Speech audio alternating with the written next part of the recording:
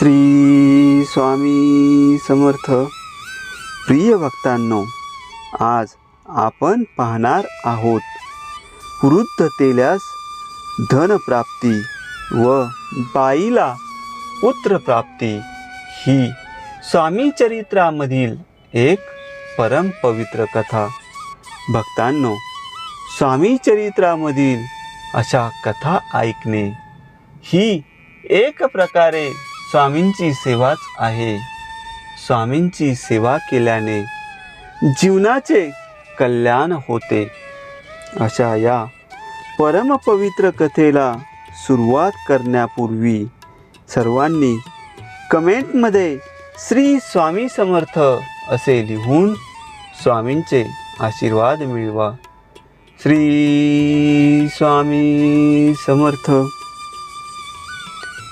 अक्कलकोट येथे बसप्पा नावाचा एक तेली स्वामींच्या दर्शनास आला होता. तो तेली वयाने 75 वर्षांचा वृद्ध असून त्याला 3 मुलगे होते. त्याची बायको वारली होती आणि तो अतिशय गरीब होता. रोज पोटभर अन्नही मिळत नसे. सर्व त्रासाला कंटाळून तो आपल्या 3ही मुलांना घेऊन महाराजांकडे द्रव्य मागावे या हेतूने आला होता. श्री स्वामींचे दर्शन घेऊन तो जवळच उभा होता. तेवढ्यात दुसरा एक ब्राह्मण कोकणातून आपल्या बायकोला घेऊन आपणास संतती व्हावी या हेतूने तेथे आला होता. महाराज त्यावेळी एका दर्ग्याजवळ होते. त्या ब्राह्मण जोडप्याने महाराजांना वंदन करून दोघे जवळच उभी राहिली. त्याच्या बायकोचे नाव राधाबाई होते.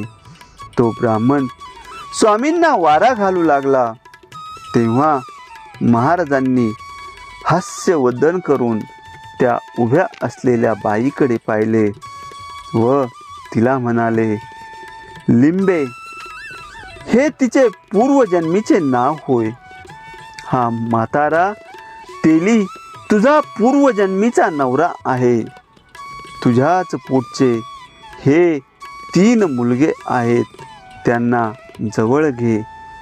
असे चमत्कारिक शब्द स्वामींच्या मुखातून ऐकल्यावर ती राधाबाई फारच लज्जित झाली.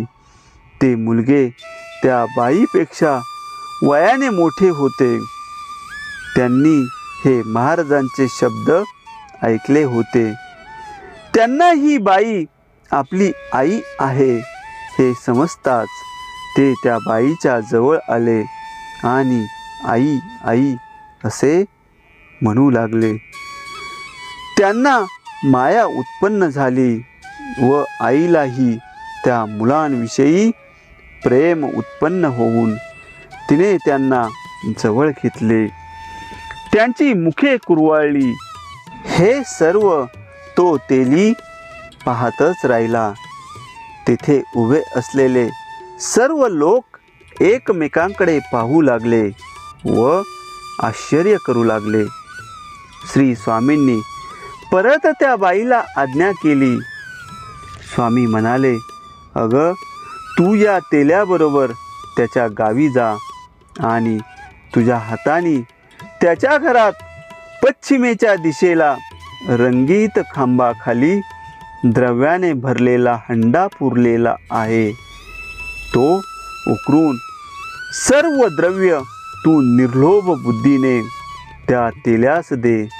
म्हणजे त्याचे दारिद्र्य जाईल आणि तुलाही पुत्रप्राप्ती होईल.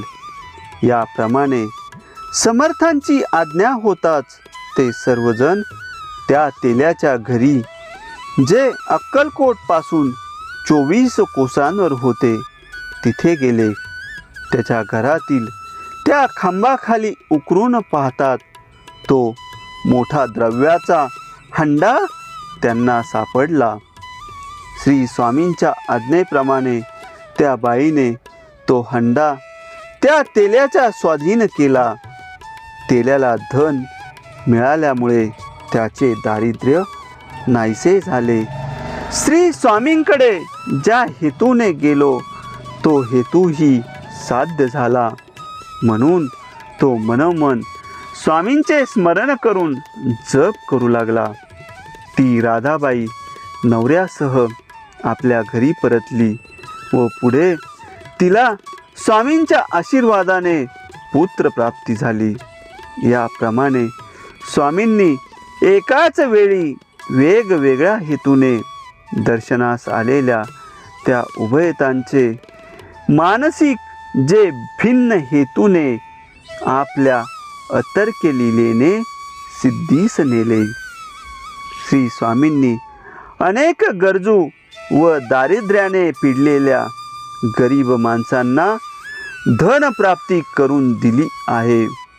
असाच एक अक्कलकोट येथे राहणारा गोविंद शास्त्री नावाचा एक ब्राह्मण दारिद्र्याने पिडलेला होता.